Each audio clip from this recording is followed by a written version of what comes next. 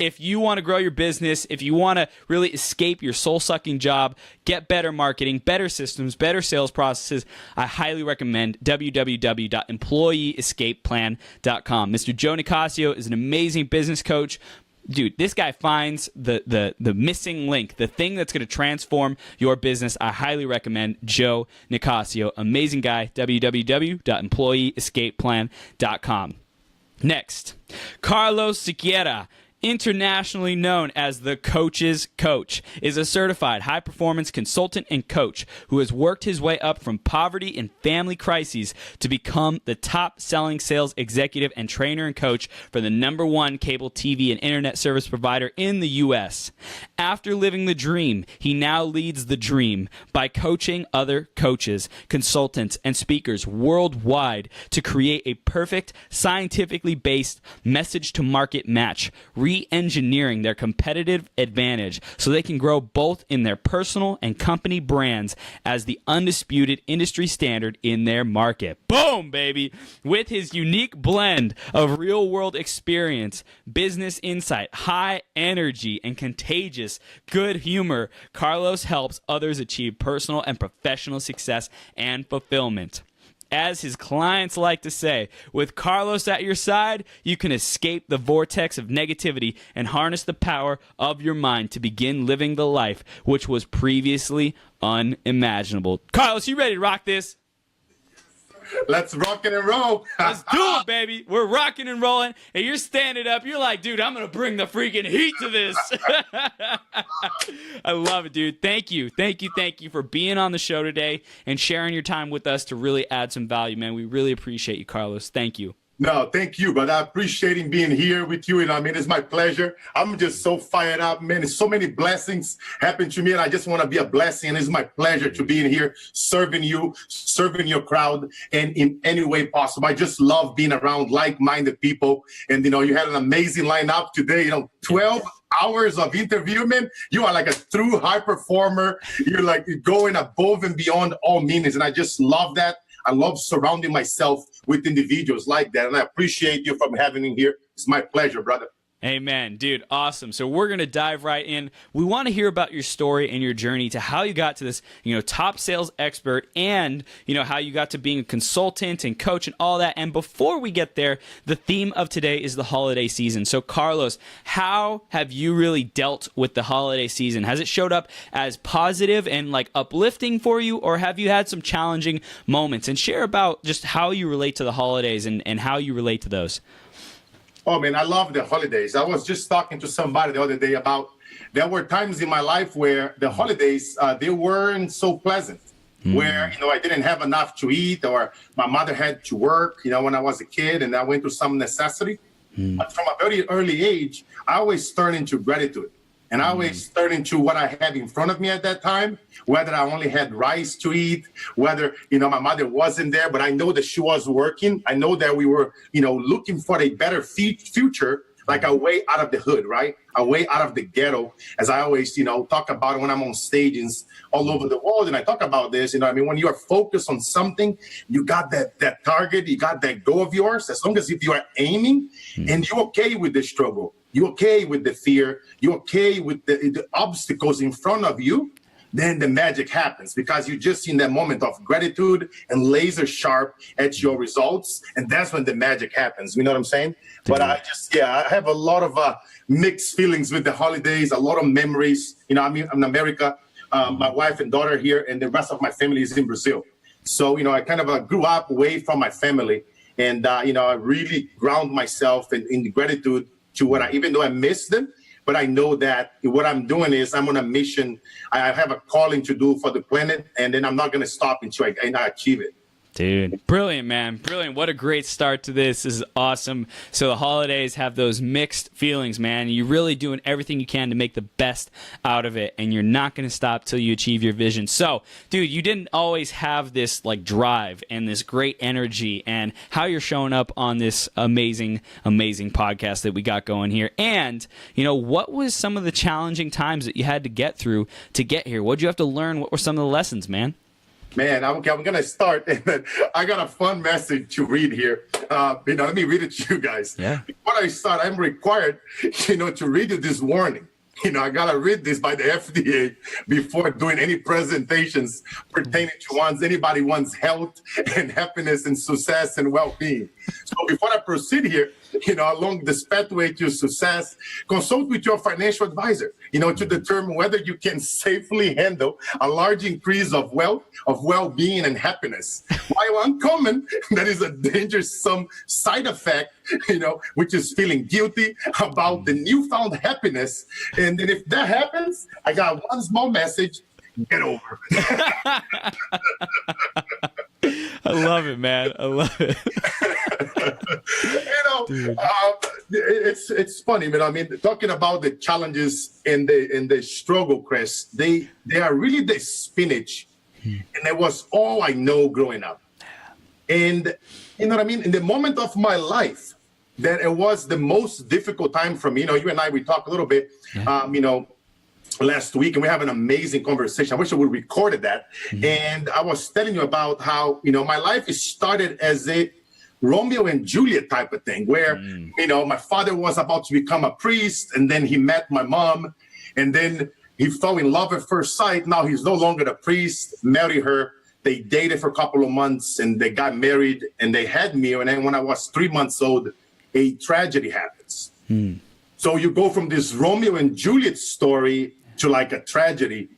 And from that on, it was very difficult, for my mother, losing. She was so young, third world countries, they would get married so young. She was in, I believe, 18 or 19 at that time. My dad was probably 23. And then, went from this beautiful story to all that struggle, where she had to work and then have multiple jobs, became a teacher. But one thing that she did it very smart, which is start teaching me things at a very young age. Start reading to me a lot, teaching me, how to read as a little kid, very early age. When I was 3, 4, I knew how to read, mathematics. So I always felt I was a couple of years older. It was almost like, she was training me and preparing me for the world in case if something would ever happen to her. And then I grew up with that mentality to never depend on anybody, not on the government, not on anybody else, not in any other, and no, just like create that future, right? Create the outcome that I wanted to have. And, going through all these struggles, I also went through a lot of stuff. When I was 6 and a half, it was really difficult for me. One of the most difficult moments in my life. One half of the week, I would stay with my mom and the other half with my grandma. That one half of the week when I was with my mother, I had to hear her arguing with my stepfather often. You know what I mean? All the time they would argue. I would hear the yelling, the screaming, and then he would walk outside the room, and he would abandon us, right, at days at a time. And my mother would just wipe the tears out of her eyes, kind of trying to hide that from me. When I was like, how can you even hide it or pretend that is okay? Right. But I was a little kid, but I was a very smart kid because she forgot that she taught me very young. Even though I was 6 and a half, because I'm so big, I'm like 6'5", 320 pounds. So I always looked 3 to 5 years older. You know what I mean? And I was very, very intelligent. My mind was always 5 years older than what I were. You know what I'm saying? So that kind of helped me and served me so much, kind of fighting that struggle. I think if I didn't have that and seeing that much, but I also think it's, it came from God, as I always talk about, because after seeing that, I was one half of the week, I'm being mentally abused, dealing with all this, not able to fight my stepfather, not able to help my mother in that situation because we were poor. And the other half of the week, when I was dropped with my grandma, my stepfather would come home drunk, and then he wanted to abuse her, and I would have to step in, kind of break his pattern, and then I will get, physically abused, beaten by him to break him away from my. So that was my life for a long time. As a little kid, I lost that sense of meaning, that sense of purpose. And I was like, is this what life is about? And then, until I saw myself one day, because you know what it is, whatever your focus goes, that's where you're going to go there. And my emotional mind, the place where I was living, I talk about a lot about this, with my clients and with, some very powerful people that when they achieve everything and they already have all the money, but then they lost that sense of meaning and purpose. And I tell them about when I was a little kid, I know how they feel. I've been that person because I saw myself with a knife, Chris. You know, when I was a little kid and I was in the kitchen with that knife and I was about to stab myself. You know what I mean? I wrote the letter, I planned it, I have the whole thing planned out. Because that was my life. That was all I know. My emotional home was just, you know, was there. Whether one half I'm being beaten, physically abused, the other half I'm being mentally abused. And then I didn't see no hope, not a father figure, not a mentor, not anybody to guide me or to teach me. I just knew violence. And then the streets of Brazil were so dangerous. You turn on the goddamn news, every day somebody's died, somebody's being chopped, somebody's being kidnapped. It's always some shit, right? You know, bad news sells. And unfortunately, growing up in Brazil in the 80s and the 90s was very bad.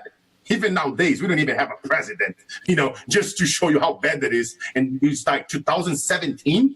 Yeah. So, you know what I mean? And because of that, brother, when I saw myself, Chris, with that knife and I was about to do it, as I always talk about it, I hear this thing that I call the whispers from God. And I heard a beautiful message. And it says, hey, kid, how about you reverse every single thing that's negative into positive? How about instead of you focus on killing yourself, how about your friends that you play soccer with on the streets that don't have a father, that don't have a stepfather, that don't have a grandfather, and they are being beaten every day by society, by the government, by having no support, by the gangsters. They are being beaten daily, and they only have rice to eat at times, and sometimes they don't even have that. So you see, in that message that came, it made such an impact in my life, Chris, that I was like, it made me shift away from, okay, I'm about to kill myself, to what can I do to help them? Wow. You know, because we tend to do more for others than what we do for ourselves. So from that day on, I made a decision, bro. I just grabbed that knife and I stuck it on the kitchen. You know what I'm saying? And I told myself, you know, from now on, you know what I mean? My past is not going to define me, and my future is not going to equal my past unless if I choose to take it with me. You see what I'm saying? And that was the most incredible decision. And I think the little kid every single day for him, you know, going with plan B and not ending his life with plan A. And I think, you know, that decision, brother, and then making a decision to, okay, I'm going to read more than anybody else. If I cannot buy the books, I go to the library, I'll go to the business owners, I'll go to every single successful person in town, and I would ask them with my little diary and my broken pencil, hey, guy, what would you do different if you would start it over? What would you avoid doing? What are your biggest stress? You know, and I would talk about, you know, their business, their relationship, because I became like the why kid. I was fascinated. In my little kid mind was, if I can learn faster, I can get out of the hood. I'll be able to help work and help my mom. I can learn sales and marketing and then, you know, get out of the hood much faster so I can end the darkness. You know, I can end that drama. And I think I started doing that, brother. And then, you know, that served me so much growing up, becoming the white kid, because I will go to everybody, right? I will go to the guy that cuts the meat. I will go to the guy, the farmer, you know, the bakery guy, the banker, the police, the gangsters, because I will play soccer. And when you play soccer, I'm in the hood, so it's all those criminals are there. So I would ask them, you know, why you kidnap people? Why did you rob? Why did you do those things? I mean, what meaning do you have from that? And I would just journal, bro, about those things for years and years and years and years. So I built this amazing mindset as a little boy. And I think because of that, always shifting on helping my friends on the street. When I was down, I had my mom, hey, mom, make a little bit more rice. And I'll take the rice, I'll go to the street, right? And I tell my friends, hey, guys, come on here in a circle. And I share with them the rice. And I say, okay, guys, close your eyes.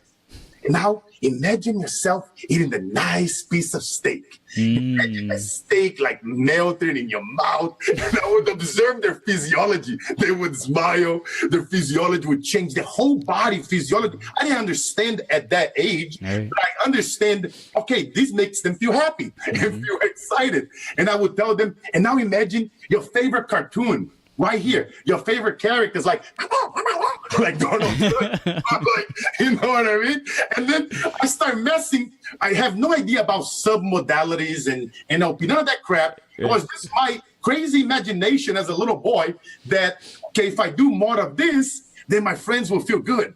Then I can, you know, stop them from going to do a crime. I can stop them from killing themselves. And I think I focus on that so much, and people start coming to me for help and for advice in so many different areas since I was a little kid. And I think that's what it kind of fueled me, like focus on helping other people, focus on, at the end of the day, like one thing that I always ask my clients, I tell them, what is the word that you dying for? You know what I mean? It's like, what is the word that you fighting for? Like, what is that thing that's going to fuel you when you wake up in the day, in the morning? And what did you say? You know what I mean? Like, what did you say when you go to sleep? You know what I mean? Did you do like a self-reflection on your day, in your life, in your business, your spiritual, your relationship? Are you focusing on all those areas? So, you know, I know it's a little longer answering your question, awesome. But you know what I'm saying, brother?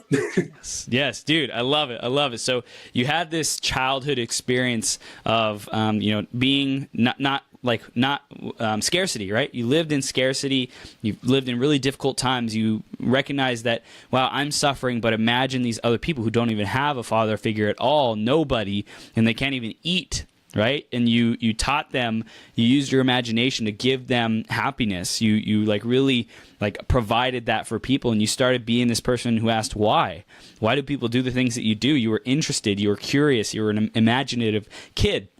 I love all of that, dude. It's beautiful. And thank you for sharing that. Our audience, I know we got a lot of value out of why you do the things that you do. Now, take us through the journey of like business. Like, how did you get started in business? How did you progress through consulting? You know, like what were some of the challenges or breakdowns that you had to get through to get to where you are today?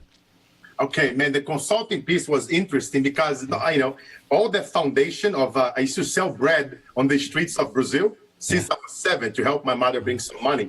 So when I sold bread, you know, I also had a foundation there where there was a lot of competition. You know, like right now, everybody, they go to events, they're social media, they're on LinkedIn. So there's a lot of competition, right?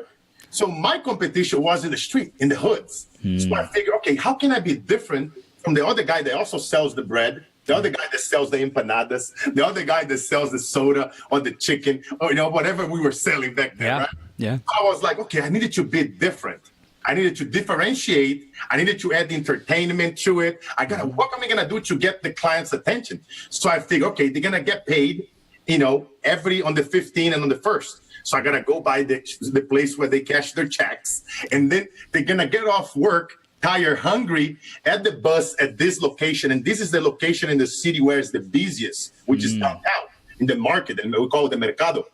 And then I go over there, but with my bicycle, I had a little flag, and I'll be like, Brad, I got the most fascinating bread in your life. Oh my gosh. Check it out. And then wow.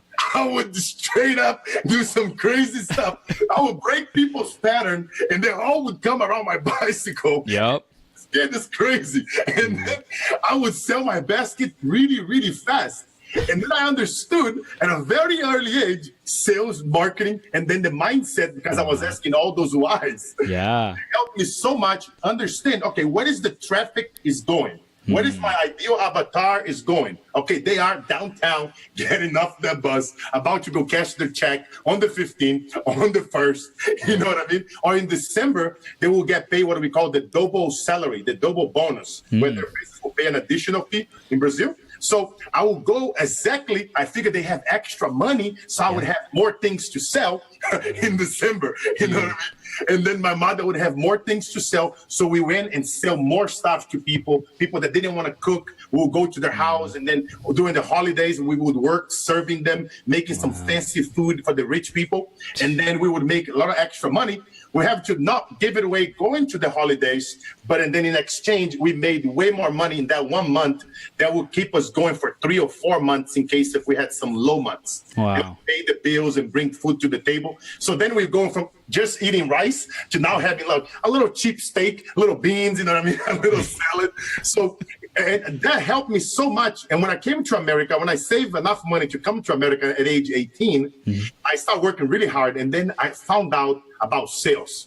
And I started going door to door, selling cable TV and internet. When the big boxes first came out with a heavy accent, a robot accent. I'll go to the doors. Hello, my friend. My name is Carlos. I'm here to bring you some entertainment. I know the crazy stuff, Chris. I only memorized a few phrases. And I'm going to give you 3 months of cable for free to try it. If you like it, it'll be $14 a month. That was in the early 2000s, right? Now it's like $150 for goddamn cable that I don't even watch TV anymore. You know what I mean? Right. But, you know, so I went on that. I grow very fast because I have all the background in sales and marketing, and I applied the same thing on the streets of America. And I went the entire East Coast, you know, training people how to do sales and marketing, selling cable, internet, other products, what do you call alarm, telephone systems, whatever people would need to sell. I would get hired by contracting companies, and I would build teams for them, and I would start teams in different cities, and I would show them exactly how to do it.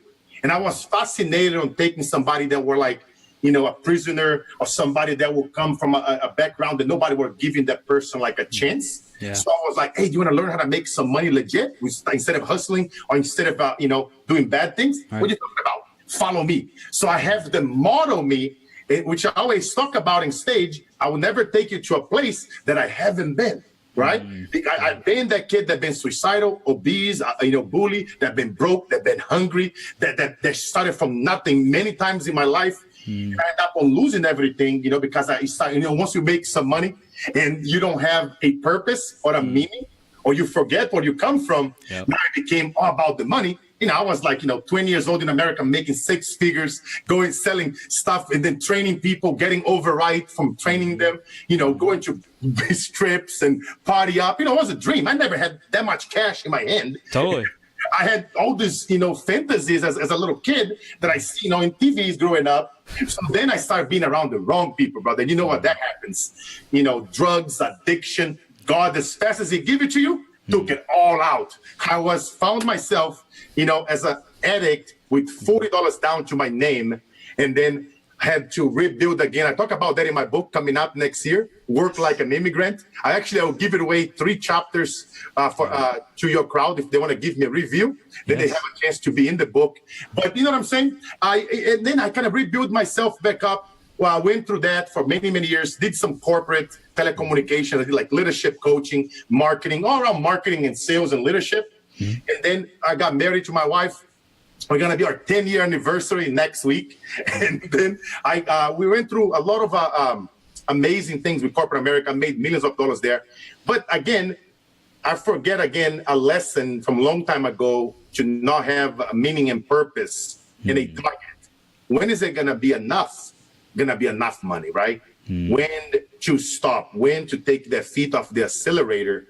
And because of that, since my daughter born, she went through some complications in her health. She wouldn't sleep since she was a little kid. And then my wife wouldn't sleep because of that. And then we ended up spending over $100,000, many different doctors, and nowhere to solve the problem.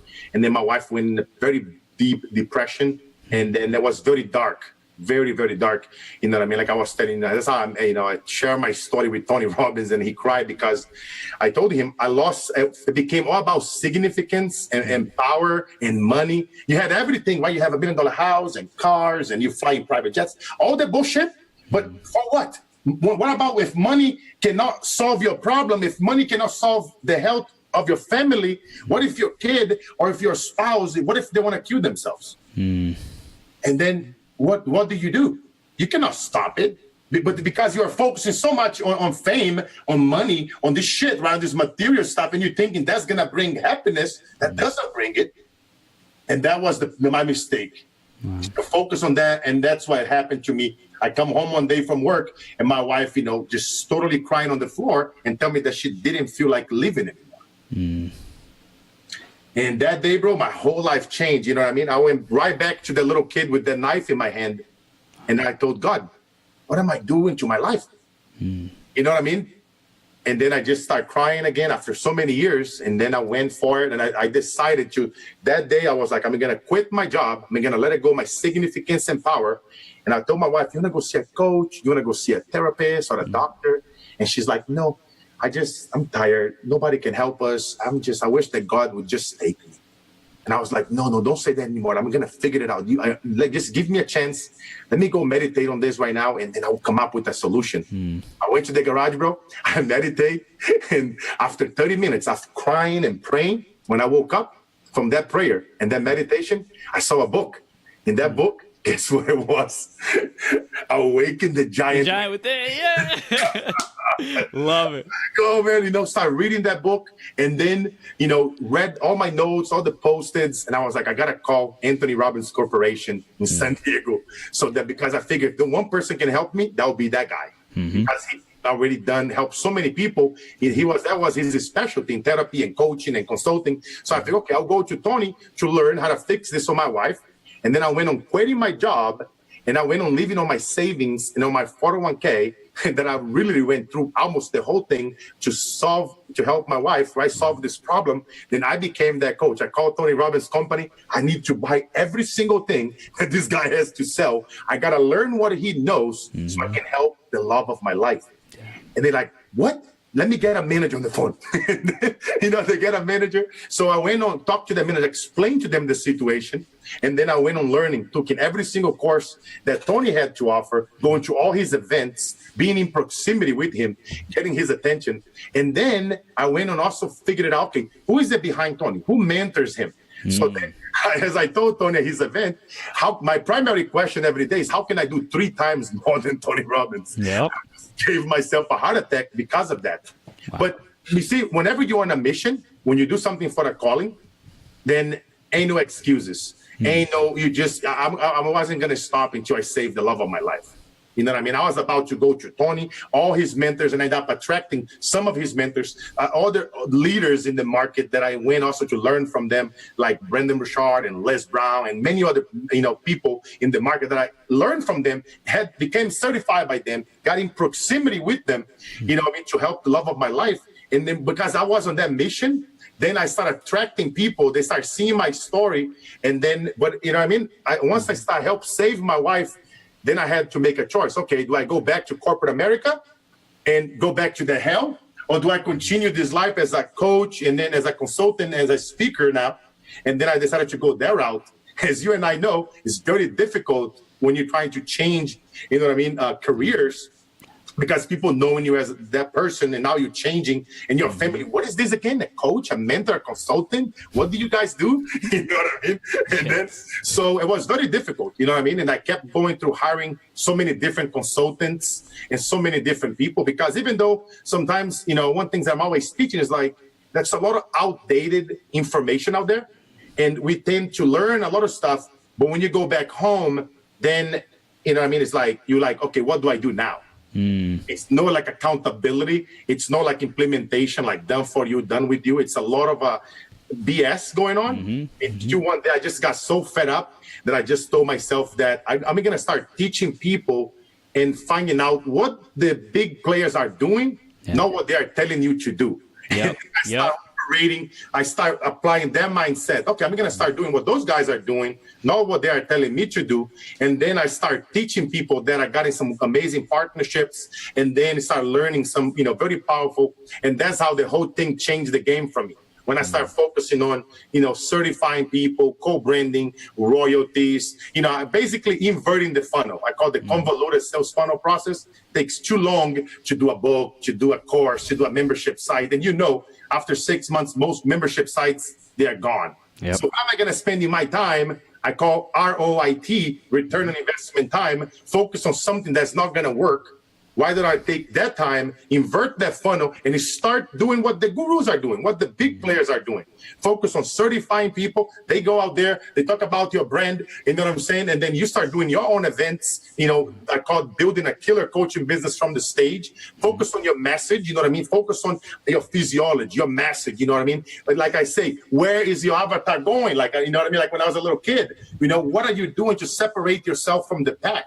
Because of technology now, we are able to take anybody from a non-expert to an expert within 6 months to a year. Yeah. Because of the way how, it's crazy the stuff that's happening in artificial intelligence and all that.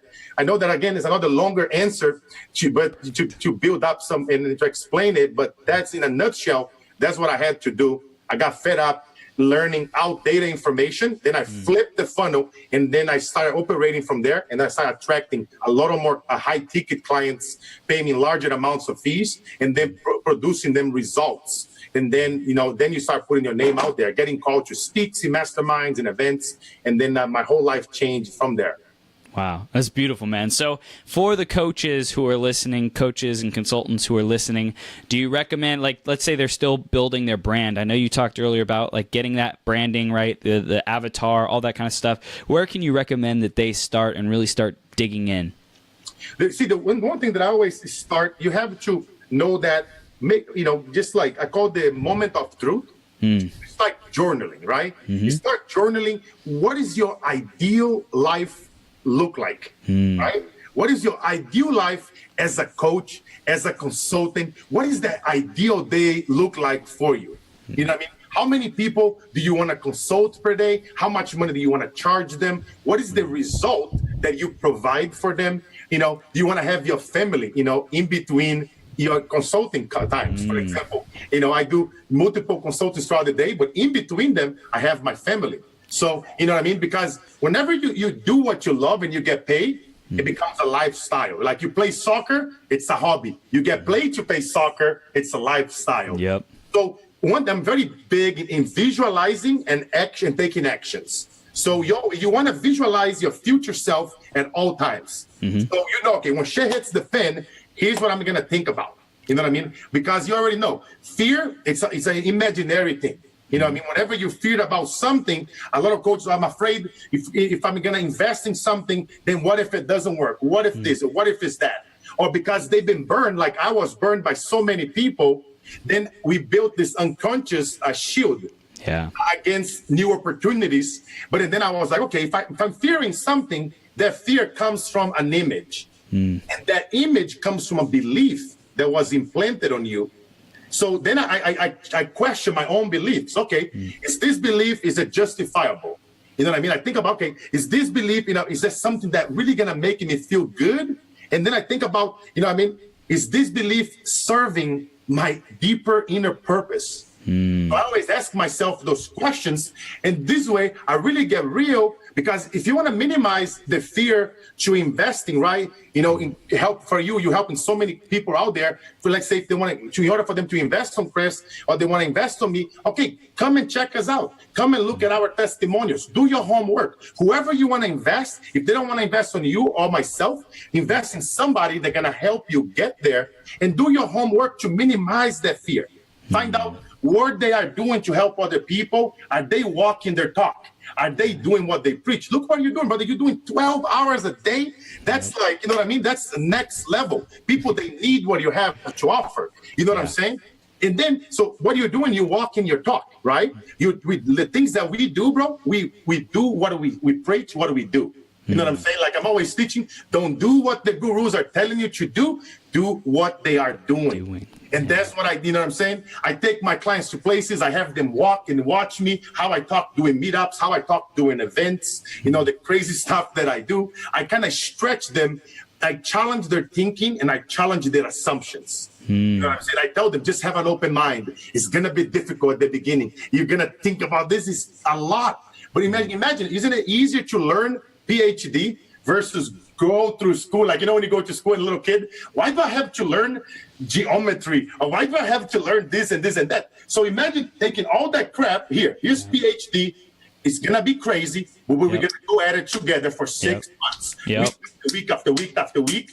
And then reframe yourself like it's going to get hard. It's not get rich quick. Anybody tell you they can help you make some money from overnight? Hell no. You got to walk and you got to put in the miles. You got to get in the game. You got to get out there. You got to get on the streets. Oh, I don't like to go to the streets. No.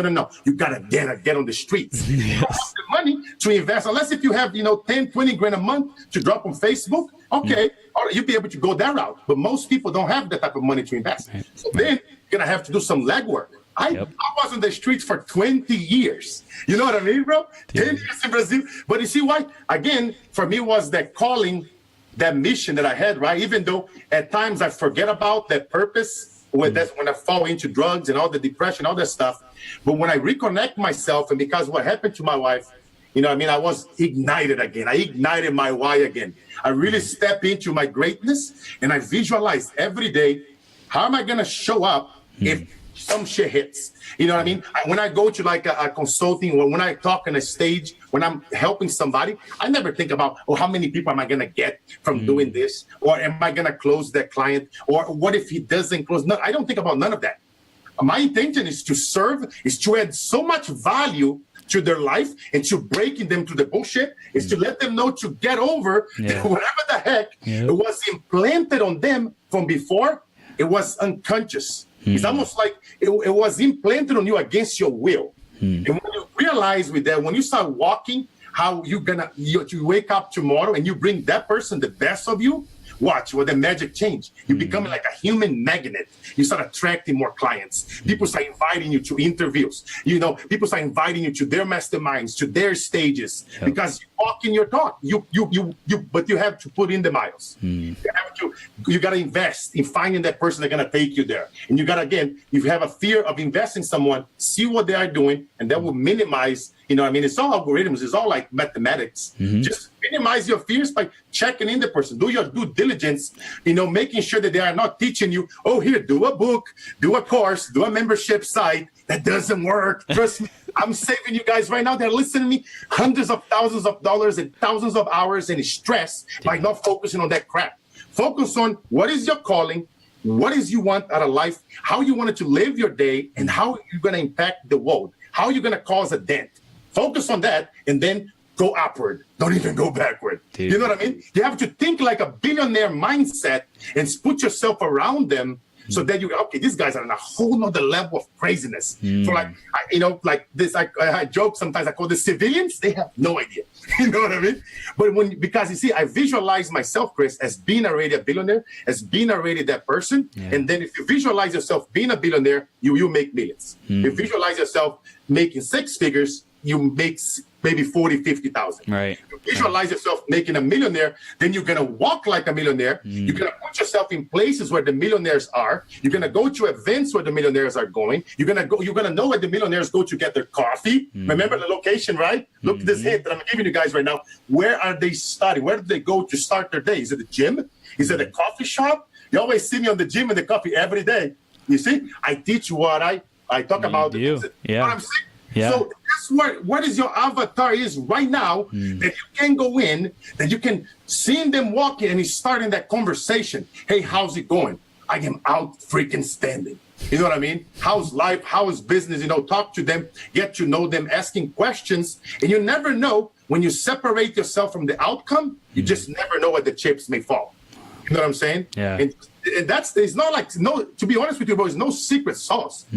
Just like having somebody to hold you accountable, get over your ass, no more laziness, just ignite your why, step into your greatness to who you are, and just bring the motherfucker every single day to your like if I die tomorrow, bro, I know that I serve every single person that I talk. I gave it all in to my daughter, to my wife, to my family, to my clients. I don't take nothing out of the table. You know what I'm saying? Dude. Sorry if I talk too much. No, dude, you're like, in it. You're in it. I'm feeling it. I love it. I'm just like, yes. I just want people to go for it. It's no reason why people shouldn't have clients. It's just go on the streets, go visit businesses, go to places where your avatar is going, just like I was when I was a little kid. Find out where they are and go talk to them. If you're going to get no's, reframe yourself. Go for the no, baby. Imagine if you go for every no, you're like, every no that you get, you think about your favorite song, your favorite music. Talking about rejection, one of the biggest players of all time, Michael Jordan, was told that he sucks when he was going to school in North Carolina. In high school, his coach told him, MJ, you suck, brother. He told Michael Jordan to go to the bench, and he benched the guy. But you see, it's all a belief. Remember, fear comes from an image. Image is coming from a belief. Thank God Michael didn't allow that belief to be implanted on him unconsciously. Every single person in Brazil that told me, hey, Junior, you're never going to be anybody. You're born in the hood. You're going to die in the hood. All the people that beat me, that humiliated me, that abused me, that did all that stuff, Oh yeah, okay, cool. Watch me, baby. I'm gonna prove you wrong, motherfuckers. You know what I mean? I'm gonna do every single thing that I can. I will read more books than anybody. I will outdo all my competitors. I will not settle into the day that I'm dead. You know what I'm saying? And I applied that mentality, bro. They have no idea that by rejecting me, by telling me no, that fueled me. That was the spinach. Oh, you tell me no, I cannot do something. Watch me. You know what I mean? It's like, and I apply the mindset, man. You know what I mean? I call it the billionaire mindset. When you know it's your calling, that's what you love to do, to help people. I want to help those kids. So that I was telling my wife earlier, people, they don't understand sometimes. You know what I mean? It's like my vision is to making sure no other kids have to be abused. No other kids have to be hungry. No other kids have to be beaten. No other wives have to be beaten or molested by their spouses. By educating them at a very little age. You teach them personal development. You teaching them martial arts. You teach them those things and you bring them. You know what I mean? I'm always promoting. I'm telling the coaches and the speakers out there, 1 month out of the year, donate all the proceedings of your courses and your book to third world countries, to to places to go help them. You know what I mean? I'm always, talking about that because we're always talking about scaling and making more money. That is easy. But what about, is scaling our contributions? What about scaling our giving? You know what I mean? Because that's what's going to give you true happiness. Yeah. It's not the money. The money, and we have these boards, a Ferrari and an airplane. That is just a reward from have a strategically well-designed plan. That's just a reward. After that, that's true happiness. You feel me? It's helping. It sees those kids, they crying, or you've seen those kids overseas, they walk with you with a list and they show you, hey, Uncle Carlos, here's my list for Christmas. On the top of that list, bro, I got them toothbrush. Yeah. So they don't have to share with their brothers. You know what I mean? And some people, they take it for granted. They go to a hotel. Oh, there's some plastic toothbrush. I see them. I'm like, you know what I mean? Like I slept on the floor. You feel me? When I get booked to go speak somewhere and they give me like a nice suite, I go and lay down on the floor. I'm grateful, God. Thank you for another day in this planet. I go on the floor first and you always stay grounded. That's one of the biggest things that I say. You have to stay grounded, stay humble. Never forget where you come from. And whatever you are doing to help people, if you know that's your calling, if you know that you can provide somebody a result, teach them what you are doing. Don't teach them some baloney, some bullshit, because it's going to come back. It's going to bite you later. Yeah. You know what I mean? If you're going to start a brand, have your purpose, and that brand has to be aligned with your calling. You got to have not only a mission statement for yourself, you got to have a mission statement to your brand. Yeah. You feel what I'm saying? It has to be deep, because if it's not that deep, if you're doing coach because your brother's doing, or if you're a speaker because your father were, it's not going to be sustainable. You got to do it for love. You know what I mean? You got to do it because you love helping people. You love it. I want you to, if you love being a coach and a consultant and talking to business owners, or to run Facebook ads and click funnel consulting, webinar consulting, whatever the heck consulting, just making sure that that's what you love. Yeah. You see yourself 30, 40 years from now doing that. If that fires you up 30 years from now, then keep it on going, brother. Dude. Because then you already know that the nose is not going to get to you. You're going to get out of your head. The best advice that I got from Tony Robbins when I was on stage with him is big hands. Hey, Carlos, if you're in your head, you are dead. Yeah. The best advice that I got from the guy. If you're in your head, you are dead. Yeah. And that's so true. Get out of your head. Get over anything that your spouse or your loved ones, they didn't support you. They didn't, approve what you're doing. It's okay. Just understand, just make it a must. You know what I mean? That's right. Like journal more often, who your ideal self look like. Who do you serve? What do you do? Who do you help? And then look at that letter every morning, every night.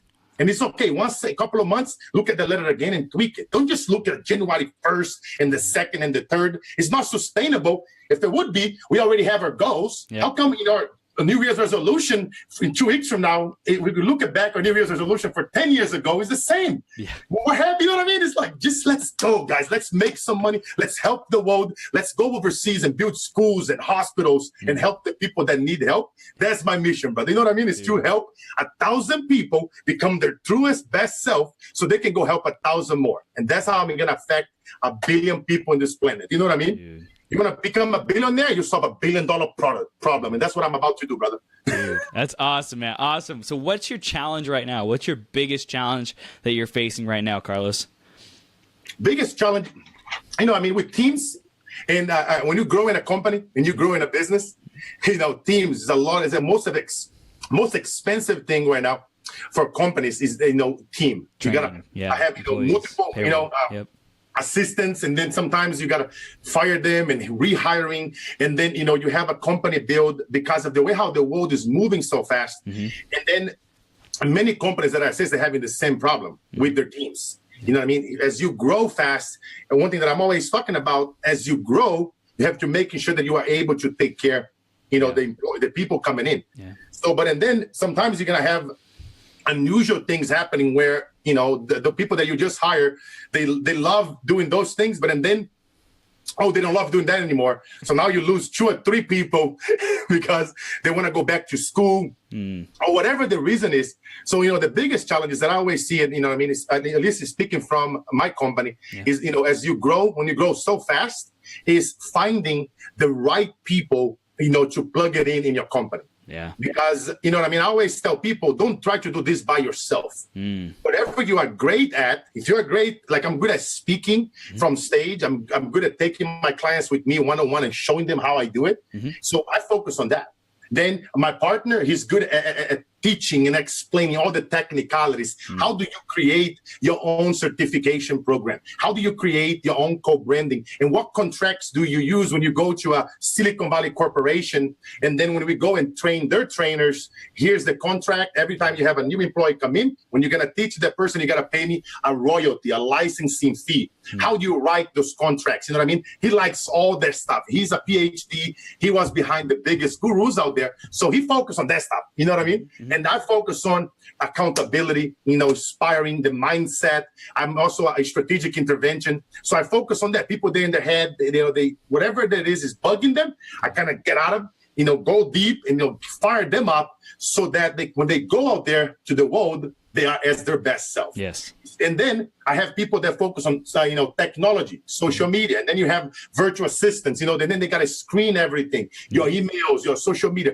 How many social medias you're going to work with? Are you going to focus on 1? Are you going to focus on 2 or 3? Yeah. I never recommend focus no more than 2 social medias because you drive yourself nuts. Yep. Focus on 1. Become the great at it, or focus on 2 the most. And then, finding the right people as you are growing and as you are replacing people, that's always a challenge, but it always improves big time as we grow. And I'm always seeking advice because we never know everything. I always call people, hey, how would you solve this? Hey, how would you solve that? There's another thing that it's a lot of ego out there, right? Especially in the consulting and coaching world, people, they're afraid to call people and ask for an advice, or they think, what are they going to think of you? No, screw that. I don't care what they're going to think of me if I ask for an advice. Whether they're going to give me the advice or don't give it to me, or they're going to talk about to somebody else, I really don't care. My calling and my mission is beyond any BS that goes on with the little tweaks that I call that you have to make in your business. And I think that's one of the biggest things is just like as you grow, finding the right qualified people in alignment with your mission that want as bad as you do want. You see what I'm saying? Yeah. So now what I started doing, like a very big interviewing process that I take them through, to hire them into the company. And that's one of the biggest things that I can think of it as far as like a challenge right now. That's awesome, man. Dude, I love the problems, right? Like the bigger your dreams, the bigger the problems, but we're up to handling them, and I love what you shared. So, Carlos, dude, what do you really want people to get in action on from this interview? What do you want them really receiving, living and breathing and being from this interview, man? I wanted them to get real, and I talk about the moment of the interview. I wanted them to go to right now to journal.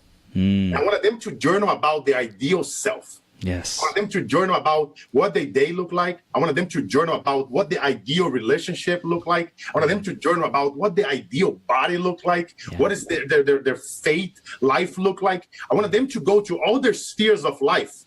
Their body, their family, their business, their relationship, their spiritual, and then journal about that person. What does the ideal, best, highest self of you look like? Like that one person that when you're no longer in the room, if you're going to teach somebody that you mentor, and that person going to ask you, what is that? How do you do what you do? And what advice can you give to that younger version of you? I want you to journal, and I want you to write a letter to that person. And if you want to write multiple letters, in one per sphere, be like crazy like me, go above and beyond, write those letters and read those letters every day. Like live as that person every day and watch the magic that's going to create in your life. And whatever goals that you have, like, you know what I mean? I don't care how big they are, break them into small goals, break them into mini goals. And then every day, just one thing that I always do at home, we have the 3-3-3 ritual, right? 3 things that we are grateful for. 3 things that you're going to think about every time shit hits the fan, things that you don't expect. What you're going to do when those things happening? You're going to challenge your beliefs. You're going to, okay, is the belief verifiable?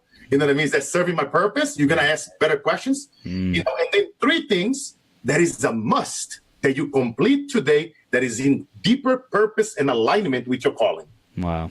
So now when you focus on those 3 questions, remember, the quality of your questions determines the quality of your life. Yes. That's the questions that my daughter, she asks every morning. Hey, Daddy, tell me 3 things you're grateful for. 3 things is a must. You know, and 3 things that you're going to think about it when shit hits the fan. So this way, we're not in our head.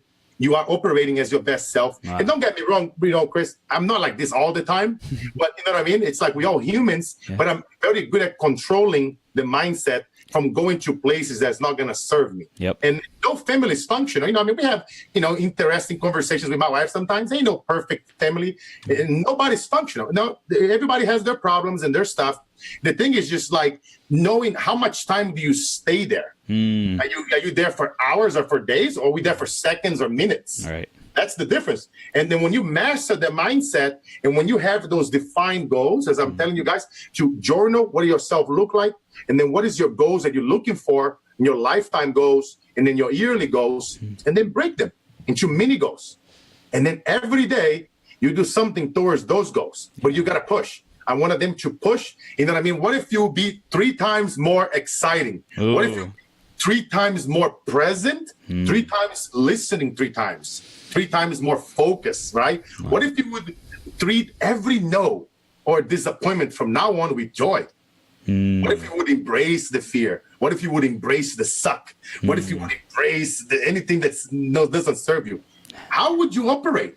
Dude. Now you're going to tackle on every single thing that doesn't serve in you. I wanted to tackle those things differently as your truest, best self. Yes. Now, that's my challenge for everybody, to applying those things and watch the magic happens, right? Like, for example, in one of my groups on Facebook, I have this challenge, 27 days to your unfuckwittable self. Yes. Yes. And then it's a free challenge. Yeah. Other coaches and consultants out there, they charge thousands of dollars for the same challenge. Right. I don't believe it. I believe in serving somebody, helping them. If they want to come to me because of whatever I help them for free, I can help. You know what I'm saying? Yeah. And then this challenge is so interesting because I would highly recommend everybody do this challenge. Yeah. January no, actually not January. Let's start it today. Yes. I don't gotta go through Christmas. And basically, imagine it, Chris, if you're going through your fears with a different side of emotion, you're gonna face your fears. You're gonna go in the comfort zone. I want you guys to stretch the mindset, stretch the muscle, just like you exercise every day. I wanted to exercise the mindset. And then every day for 27 days, do something that's against your comfort zone. Wow. Do something that you are fearful, whether it's, making more calls, you know what I mean? Pick up that phone, go on the streets, if you don't want to go to walk in on a business, walk into every single business that you go to eat, that you're going to take your suit, the people that already know you. Start there, take baby steps. Ask them, hey, how's business? You know what I mean? What is your wins for this year? What is your problems in your business? Oh, by the way, give me a chance. Let me help you for free, or let me help you for a small fee. Let's say if you charge $10,000, let me help you for $1,000 this month and show you. Let me run a couple of ads for you. Let me show you how to get more clients. Give me a chance. Oh, you don't have the money to pay me? Okay, but if I help you bring you a couple of clients or increase, your repetition of services, would you pay me $1,000 a month or $2,000 or whatever your fee is? Walk into and talk to them. They're gonna be like, hell yeah, I want to help. Yeah. You're gonna help me for free to help me get more clients. Or if you're gonna see, I noticed that your Yelp is 2 stars. How can I help you get to 5? You know what I mean? Give me a chance for a month or 2. How much is that worth it to you? I'll put it back on them. How much are you willing to pay if I get your stars to go up, if I get your employees to be more happier, if I get you more sales, if your customer service, how much are you willing to pay, Mr. Business Owner? Yeah. It's not about open your mouth, Chris. It doesn't, people that fear, remember, fear, it comes from an image, an image from a belief. When you master the mindset, oh, dude, it's a game changer. Unstoppable. You walk in that business. I love it. What's up, Mr. Business Owner? You know what I mean? It's a game changer, brother. Dude, you know awesome. what I mean? So, Carlos, dude, how do people stay connected with you? How do they get more? Tell us about this group. This is beautiful, man. This is epic. Give it to us. So right now I have my book is going to be coming up next year. Okay. And I'm doing actually something really cool. I actually even challenge all the gurus that I know. I told them, I'm not just going to take the reviews from you guys, gurus. I'm like, no, you guys want to be on my book? You have to earn it. They looked at me, what? I was like, yep. I issue a challenge. I'm giving my 3 chapters of my book worldwide. I have clients in all 5 continents. I speak several different languages. And I issue a challenge that read my book, 3 chapters, and give me a review. I'm going to be picking the top 20 reviews to be in the book. So that's going to give you exposure to you and your business, because this book is going to go all over the world. Wow. My goal with this book, everywhere I go to speak, all my clients overseas, they're going to distribute that group to their tribes. So that's going to give you distribution worldwide to who you are and your code. And it's not going to be, you know what I mean? You're going to, if the top guru, if their review sucks, hey, I don't need it. I'm going to be, because you know what? Most billionaires and millionaires, they were self-made. They came in from nowhere.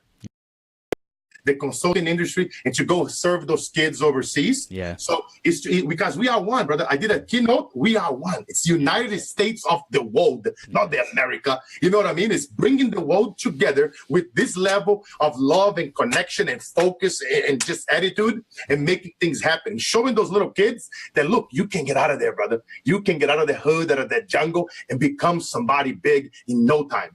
And then, so that's my goals. I'm going to be, I'll put a link, unshakableu.net. In that link, you'll be able to download 3 chapters of my book, Work Like an Immigrant. That's the name of the title, Work Like an Immigrant. And so download that, and then read the book, read the PDFs, and then send me a review for a chance to be in the book, literally in the cover inside the book. That's going to give you international exposure. That's going to be an international bestseller. It's going to be crazy. I'm so excited. I'm talking to so many different people now about it. And also within that same link, there's also going to be my keynote that I did in Las Vegas. Dude. I did it right after the shooting. I went to Vegas. I printed 100 copies of my book, put in a backpack, and I went on the streets of Vegas to give it to people that were affected. And then I was just crying. People were crying. I'm always looking to bring certainty in moments of uncertainty in countries that are going through problems and stuff like that. And then also there, for your people as well, from everybody that's listening to us over here, if they want to get one of my courses, they will get 80% off. Dude. So from $400 to like $79, dude. And all the proceedings is gonna go to help those kids overseas. Wow! So 100%. Like I told you, I walk my talk. You know what I mean? And this course is very powerful. From dodging bullets to bulletproofing your why. You want to start next year and bulletproofing your why, dude. And then go into my free group, The Millionaire Mindset, on Facebook, and then do the challenge. Do the 27 days. We will, man. All of you to do that challenge, and then, you know what I mean, watch the magic.